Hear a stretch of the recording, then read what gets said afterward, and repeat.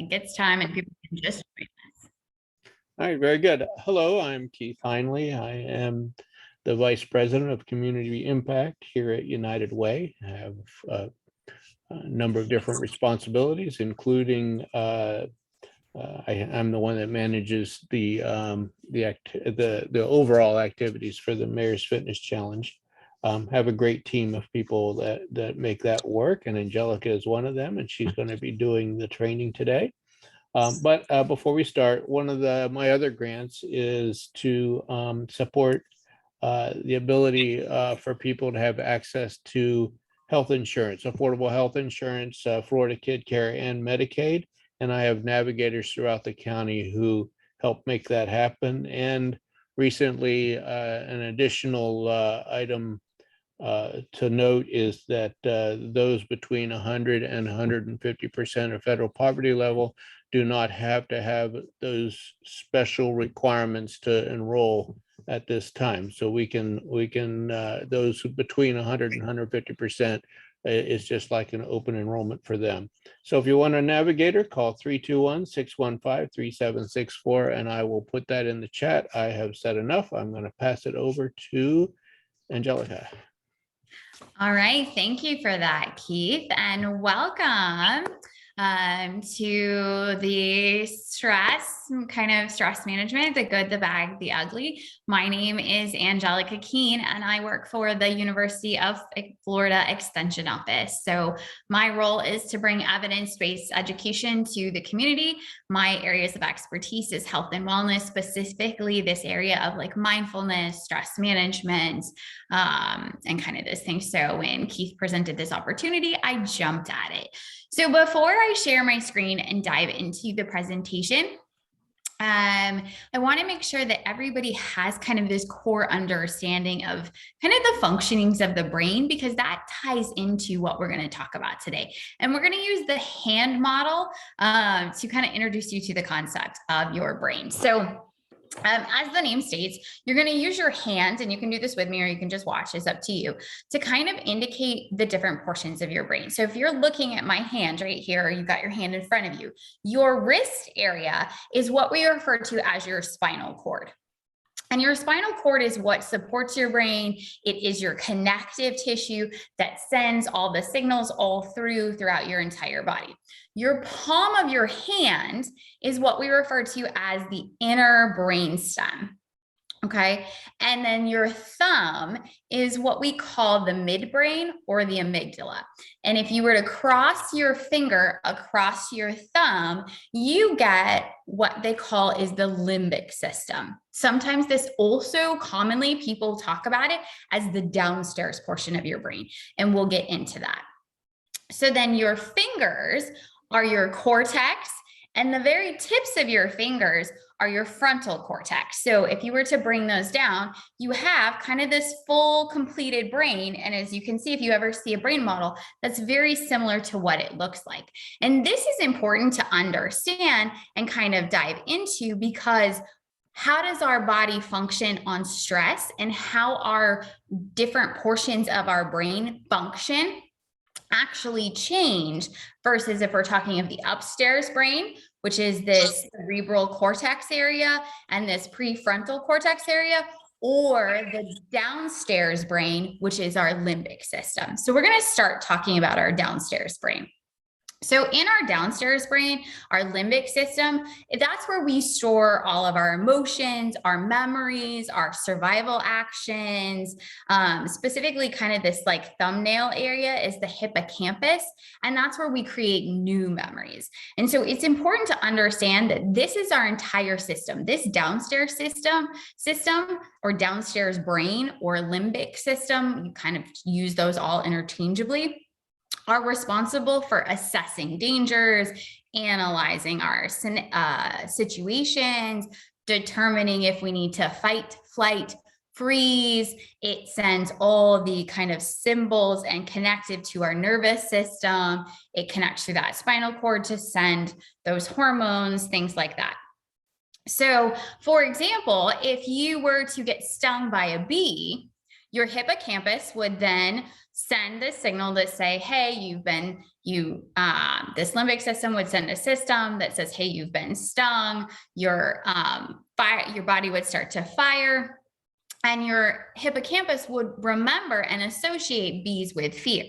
Now, when everything's functioning together, okay, when your upper brain and your downstairs brain are kind of all working in unison, this is what we call that moderate stress. And we're going to dive into exactly what that means later in this presentation, but this is the natural state.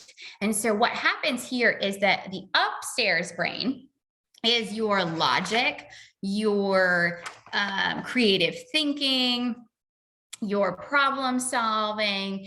It analyzes things from that linear and logical perspective. So when your upstairs brain and your downstairs brain are functioning at its highest point, that's when you have control of your emotions. That's when you can evaluate your feelings. That's when that fight or flight situation happens, but you react in a moderate sort of way. So using this example of the bee sting, you got stung by a bee, you remember you didn't enjoy it. So the next time you see a bee, you might kind of move away. It's not this overreaction where it's like you see a bee and you scream and run 20 miles. Okay. That would be a bit extreme, but it's this idea that these two portions of your brain, your upstairs brain and your downstairs brain, function as one whole unit. And what happens when we get into this state of chronic stress, and we'll dive into more of what that means, but what happens is you flip your lid. And the funny thing about that is it's actually physiologically kind of what happens. So how many of you guys have ever had a situation where you get super mad or angry, and the next thing you know, you're just reacting, and you stop and then you pause later and you're like, maybe that reaction wasn't my best, right? Show of hands if anybody's ever done that before. Okay, that's referred to flipping your lid. And what happens is this part of your brain, your logic part of your brain, actually disconnects. It doesn't stop working, but it's no longer where all the neurons are firing. And so that's where the analogy of flipping your lid comes from, because the only part that's got any active activity is this downstairs system that only works on reactions and memory. And it's not really taking any new information in. Okay. And this is important to understand because this is how our brain functions no matter what. And so that plays a huge portion into stress itself. So I'm going to pause there and go ahead and share my screen.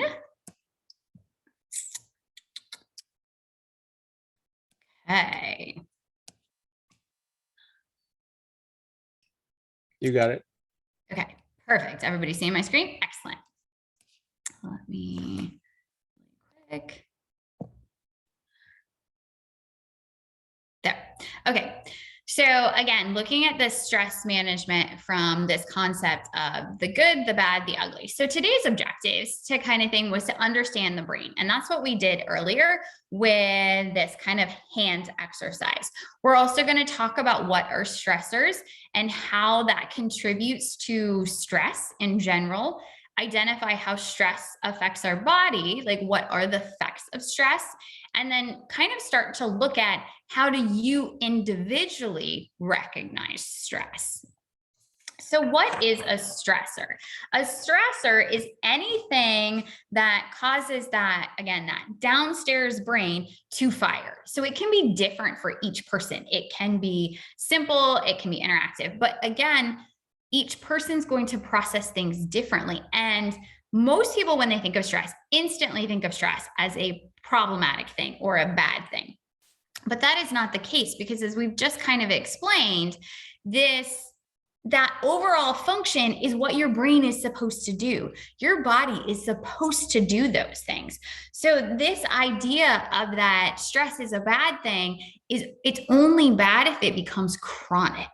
In this moderate level of stress, that is actually a really good thing, because it means our body is doing what it's supposed to do.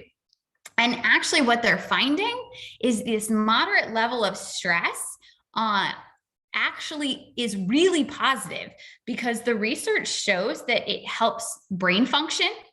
It helps increase alertness, performance. It actually stimulates growth cell in your brain.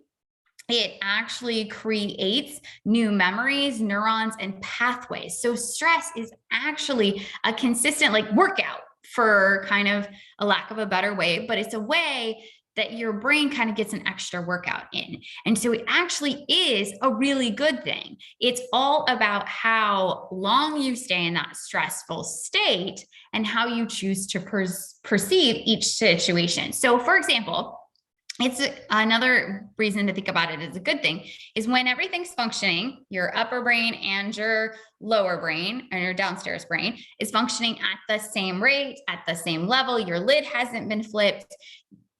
If you were, say, an animal, and you were to encounter a predator and you were able to escape and run away, both areas would be functioning. You would have new memory pathways, and you would actually be able to interpret the information, analyze the information, figure out what works. So it's the same for humans too. So how many of you guys have ever had to give a presentation, for example, and you got stressed, you got anxious, it turned out really well? What happens is that stress, that downstairs brain is reacting, it's sending all the blood flow, it's doing all these things it's supposed to do, but your upper brain or your cortex is actually analyzing that information. So you start to learn patterns. So what you've done in the past, you can do again in the future. And so that's where actually stress becomes a good thing. That's also where our habits are formed, and because it's analyzing that information consistently. The problem comes when we flip our lid and we get into too intense a stressful situation and we stay in this flipped lid too long, and we actually start to lose that connection between the upstairs brain and the downstairs brain. And that's kind of what we refer to as chronic stress. And that's what we want to stay out of. So what are some things that cause stress? So at this point, you can unmute yourself and let me know what your thoughts are, or you can put it in the chat. And I know Keith has offered to be our chat monitor. So what kind of things cause you guys stress?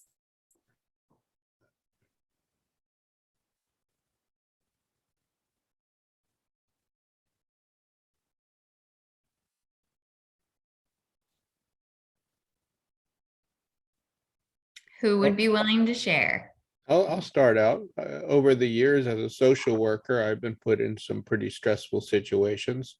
I've looked down the barrel of a gun. I've had an axe thrown at me, various things like that. That definitely causes stress.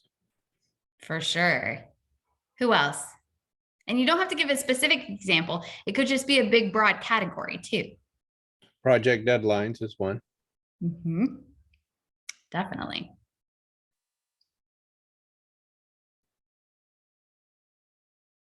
Family.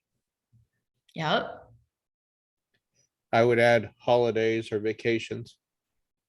For sure. Somebody give me one more. Bills. Bills.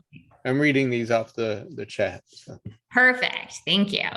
So these are not all, but some big broad categories of causes of stress is that family, friends, relationships, money, like we talked about, large events, kind of group gatherings, public speaking, any sort of life event. And I say major life events because that's what people think of, but it can be even those smaller life events too, such as things breaking, you losing your keys. How many of we run around going, where's my phone? Where's my phone? And you're talking on it, because you're distracted and overwhelmed kind of thing. There's time pressures. And it is so anything that causes you to feel like you have a lack of that sense of control kind of thing. And again, what's important to understand here is that the common causes of stress, just like stress itself, is not a bad thing. It's actually a really good thing. What causes us stress can also be a good thing too.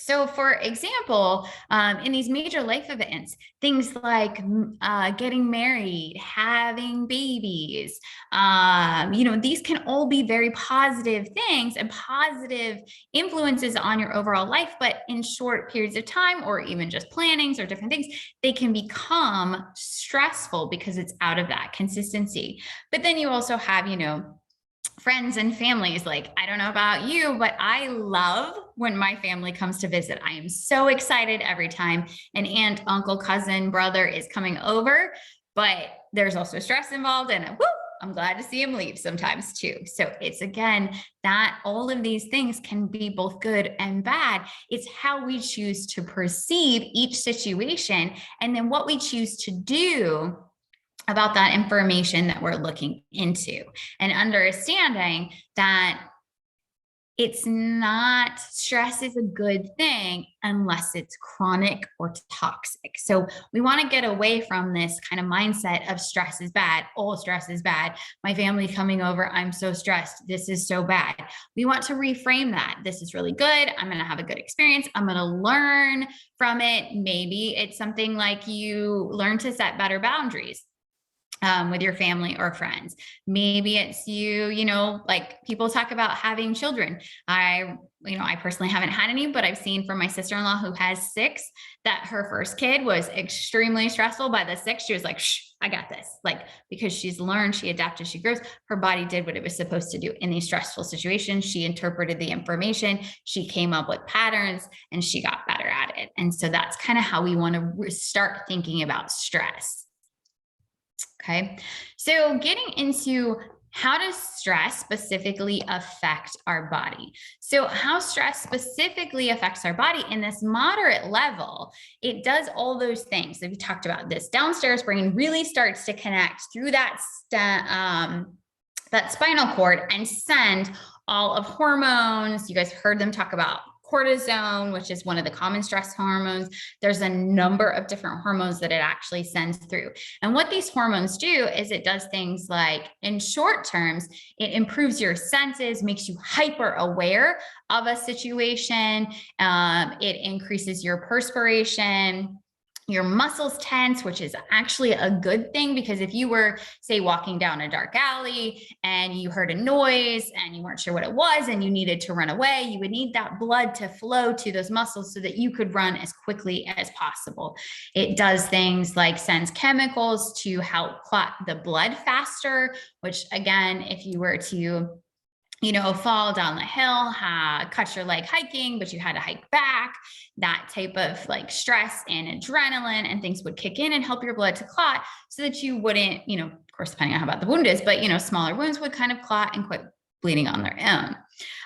It also blunts your pain. So it allows you, if you have, again, fallen down that hill, you sliced your leg, it's hurt, but you need to get back to your car. You're not necessarily as aware of how intense it is until you get relaxed and calm down and your pupils dilate. And again, these are all good things. This is what our body is supposed to do. In this moderate stress, it actually connects with our immune system and supports it and gets it firing. And it is a very healthy, positive response. Again, though, that's if we stay in this moderate stress level. If we start continuously staying in this and we don't do things to manage our stress, identify when we are stressed, then we become chronically stressed. And chronic stress is what everybody talks about with those very negative consequences. So some negative consequences of chronic stress is cardiovascular damage. So as I said, when you're in that moderate stressful situation, it sends those chemicals to help clot your blood, which is great on temporary basis. But on long term, what happens is it actually starts to damage and inflame your blood vessels. And what that does is that actually causes the plaque to kind of stick along the wall, which can do things like give you the high blood pressure, can left too long, can lead to, heart attacks, disease, things like that. So we want to make sure we're kind of watching that. Also, the longer we stay in stress and we don't do things to bring ourselves down once our lid fully flips, to keep us in this calm state, to connect to the two functions of our brain again, it becomes harder for us to identify when we're stressed and when we're not stressed, which leads into this just natural state of fatigue all the time. We're just always tired and we're not sure why. How many of you guys have ever had a week where you got a good 8, 9 hours of sleep, but you wake up and you feel more tired than you did going to bed. Okay. It's because there's lots of factors here, but one thing is if you're in that chronic stressed state, you're never getting that kind of deep rest. And well, of course, sleep is affected, but so it leads to this fatigue. Same thing with that blood flowing temporarily to that muscle tension. That's fantastic. You're building those muscles, you're using them. It's doing all the things you're supposed to do. But if it stays in that heightened state, it actually starts to break down the muscle and actually wear away at it. So you now actually have less muscle tissue than you would have if you were able to regroup. And what they're finding now with more and more research is this chronic state of stress can actually lead to reproductive issues. And it could be as simple as, not having interest, or, kind of all the way to actually having difficulty conceiving. So there's a variety of different things. And that's something to talk to your doctor about for sure, to kind of identify if that's something that you think may be an issue or a concern or something you want to address. So some other consequences of long-term stress, this chronic stress we're talking about, is type 1 diabetes. So what they found is that type 1 diabetes, the hormone that they send, that cortisone hormone, and that your brain frequently secretes other hormones to go along with it, but it actually causes your body to have it at this higher level, and it doesn't have time to process it out. And so what they're finding is this can actually lead to type 1 diabetes. In addition to that, when you're in that state of stress, you have your appetite gets either suppressed or increased, kind of depending on which way your body chooses to function, how you do it. So that can lead in itself to weight gain. If you eat too much, then you've got those extra calories coming in. If you eat too little, then you don't have the nutrients your body needs to function. And so you're either, gaining or losing. I don't know about you, but we saw it with the pandemic. How many people gained a pandemic 15? How many people lost a pandemic 15, kind of thing. And it happens on both sides.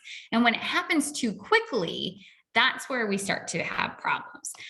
During that moderate stressful situation, it also, again, going back to that example where you're walking down the alleyway, you heard a noise and, you're running to your car, you don't want to have to stop and use the restroom. So your body actually shuts down the connective components to your digestive system, which is fantastic because, again, if you were being chased by a bear, do you think you'd have time to pause and go, "Excuse me, Mr. Bear, but I have to go potty"? It doesn't work that way. Okay. So we want that to happen, but when it becomes chronic, then you get the pendulum swing between constipation and diarrhea. Now, there can be many other causes, but what they're finding is that chronic stress can actually lead to kind of these worsening of symptoms, such as irritable bowel, constipation, diarrhea, gas, bloating, all of these things that, people struggle with. It can be associated with gut health for sure, but it can also be a sign that your body's in this chronic stress state and that we need to do some things to bring it back to that balance, bring that lid back down, connect those pieces again so that everything is functioning and firing in its highest quality. In short terms, like we talked about, the memory becomes heightened, but just like any muscle, when your muscle starts to deteriorate from overuse, same thing happens to your memory. You start to actually lose some of those connectives. And then sleep. We've all talked about sleep being so important to your overall health. And if you're stressed, your mind races and you can't sleep. And so that becomes very problematic. So how do you know when you're stressed? How do you identify stress? So this is important to understand, to realize that how you identify stress, what happens specifically. So all of those things I talked about earlier about the responses, the blood, the eyes dilating, the pupils, the muscle responses. Those are unconscious. Our bodies do those naturally. We're completely unaware of that. But what we can be aware of is there are these symptoms that kind of come with our stress that we can observe.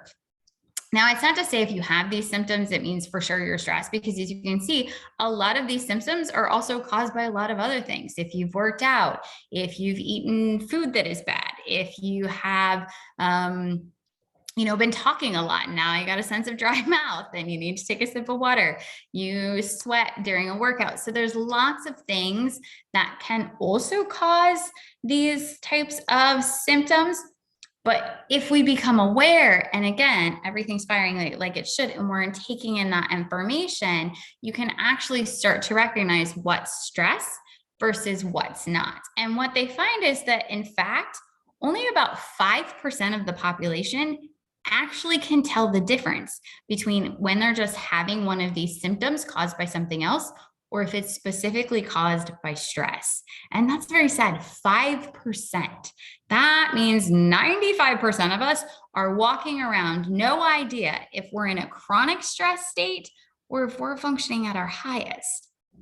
And so kind of learning what symptoms work for you and what symptoms you recognize really helps. And there is a ton of resources and kind of tests and scales and journaling that kind of help you to identify it. And here's just a few more of kind of lists of options of symptoms of things. At this point, before we continue, does anybody recognize any of the symptoms either on the last list or this list that they know are signs of them being stressed? And you can share in the chat or you can unmute yourself.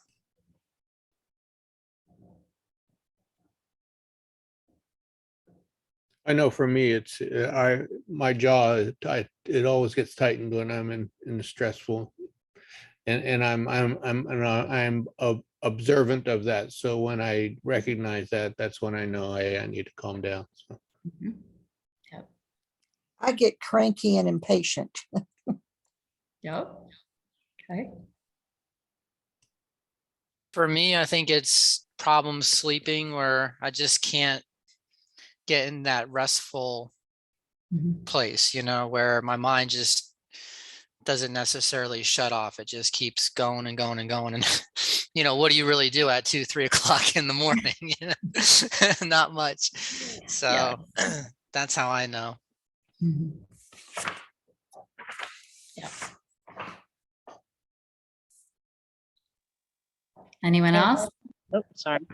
I have a lot, several of the different examples, but feeling overwhelmed, I guess, is a real key, and that causes a lot of the other issues. Mm-hmm. For sure. Right. And the idea is that the more you can become aware, like Keith's example, if he clenches his jaw, I know for me, my shoulders start to tense. They don't necessarily creep up all the way to my neck, which would be great because then everybody would know I was stressed and they could be like, hey, calm it down. But they like tighten back. And so they tense up really, really tight. And so I have to work on being aware of where are my shoulders. And so I know that as they start to clench, if I'm not doing a shoulder exercise, they don't do that normally. So for me, that's a really good way to go, okay, I know my body. I need to do some techniques that actually calm down and moderate the stress and kind of thing. So the more you can kind of tie in and really evaluate what you're feeling, how you're feeling, and then analyze the situation around you. Because again, just because you're having some or all of these symptoms, again, the fatigue, that could just literally be headaches, sinuses, racing pulse, muscle tension, stomach discomfort could be caused by something you ate. If you have food sensitivities, again, talking too fast can be that sense of nerves. Hives can be itching or reaction to foods, to allergens, but it can also be to stress, okay? Emotional eating you don't necessarily have to be just stressed to dive into that emotional eating, either by too much or too little. Okay. You know, that worry, anxiety can be a stress related. It could be part of, you know, some deeper psychological things that, you know, kind of you need to work on. So it's completely saying that these could be signs of stress, but the only person that's going to be able to tell you that is you. And so understanding that you have to figure out what works for your body. And once you start to sense that pattern of, hey, I'm stressed here. Again, remember we talked about when that upper brain and that downstairs brain is functioning together, it is constantly analyzing that situation and it's picking up on all of those patterns for you so that, you know, when you start to have these signs, symptoms, and cues again in a same situation, then you have your ability to go, okay, wait, I know I'm stressed. Okay, now I need to do something about it. So we're actually that's actually what we're talking about next week in my presentation, is talking about, hey, I recognize I'm stressed. I know these signs or symptoms. Now, what do I do with that information? I know I need to do something. So next week, we're actually going to dive into tangible, proven ways to help reduce your stress when you get in that kind of like overwhelmed situation, and some ways to kind of incorporate into best practices into hope to not get so stressed. So again, stress isn't a bad thing. It is a good thing. It is your body working the way it is supposed to. We need that to happen. We want that to happen. It's that chronic stress. It is that never getting out of that state. That lid has been flipped and we just always stay in this overwhelmed function where only our downstairs brain is really controlling things. We want to get back to that state and learn to stay in this state where our stress always stays in this good stress, because both are functioning at the same time. So we're analyzing our information, our situation, we're problem solving, but we're reacting to threats, concerns, information appropriately. Okay. So next week, like I said, in next week's presentation, I'm going to be diving into how to handle the stress. But I wanted to pause here because I want you guys to spend this week, or anybody watching it, if you're watching videos back to back in this recording, take a day or two and start to look back on the symptoms list. Okay. And kind of think about, when you get stressed, what do you feel? What do you sense?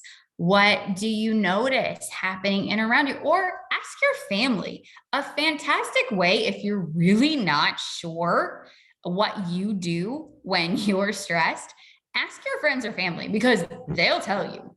Like, most of the time, like I said, only 5% of the population is aware what they do when they're stressed, but we are far more observant about what others do, because that's easier to process than to identify our own. So ask your friends and family, have those conversations. You know, hey, when I'm stressed, what do you notice I'm doing? Do I eat too much? Do I get cranky? Do I not sleep? Do I talk more? Do I talk less? You know, kind of thing. And they won't necessarily be able to describe those body symptoms to you, but my husband knows with my shoulders that when I get so stressed, they get so tight and so like kind of clenched. You can see it actually in my neck. And so because of how tight I'm straining those shoulder muscles, so he even recognizes when I'm about to like flip it completely, because my neck muscles start to really flare. And it's like, oh, okay, we need to stop, regroup, like use some of the techniques that we're going to cover next week.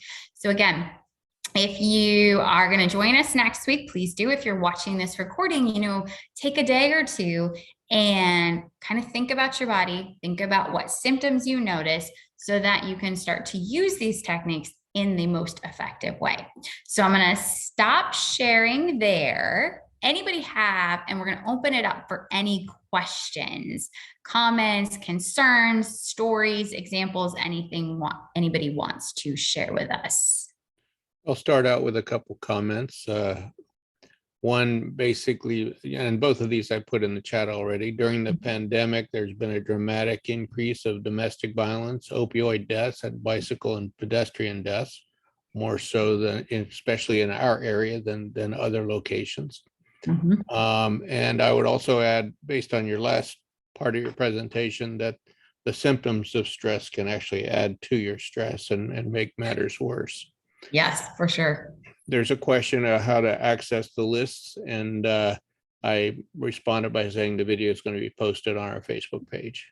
Yep, the video is going to be posted, and I actually have a checklist. I didn't think to bring it, but if you're interested, put your email in the chat and I'll pull those real quick, or we can pull those from the recording, Keith, correct? Right, I can pull them down from the recording. Yep, if you were interested, I can actually send you a checklist that actually is all of those symptoms, and you can kind of track and check to help you identify. So if you're interested, go ahead and drop your email in the chat and we can add that. And if you're watching the recording and you're interested, please email me. My email is, I'll put it back up on the screen real quick. Let me go back. Or you can email me. Everyone has my email. Yep. So you can email Keith or you can email me directly. Either way, I'll make sure to share the list with him as well so that you can access that. So.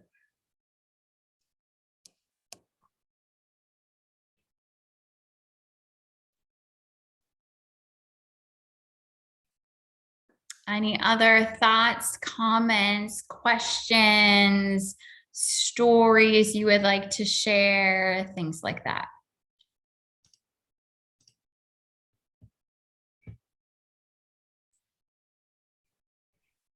I just really just wanted to say this was a very helpful presentation for the information that you went over. Don't really have a story, but just good to know and think about, what can trigger stress, and then the best way to not let it overtake you to where you almost kind of feel, I think overwhelming was what somebody was saying, and that leaves you in a powerless state where then you feel like you have no control in anything. So to identify those stressors early on, you can kind of catch them before I think you would get into something where it takes a lot more energy to get yourself out. Absolutely. Yep. Fantastic summary. Generally, when we talk about stress, we only talk about techniques to manage stress, and that is fantastic and very key and important. But if we don't identify the stressors or the symptoms at the beginning, then our management becomes a whole lot harder. It's like, if you catch an illness quickly and you go to bed and you take your medicine and you get your rest, you heal a lot quicker. It's the same with stress, because again, we want our brain functions in this moderate sort of way, and stress is a good thing. It's when we flip our lid and we stay in this chronic stressed state when we start to have consequences. Okay, hearing and seeing kind of no other questions or comments, we'll go ahead and stop the recording right there. If you would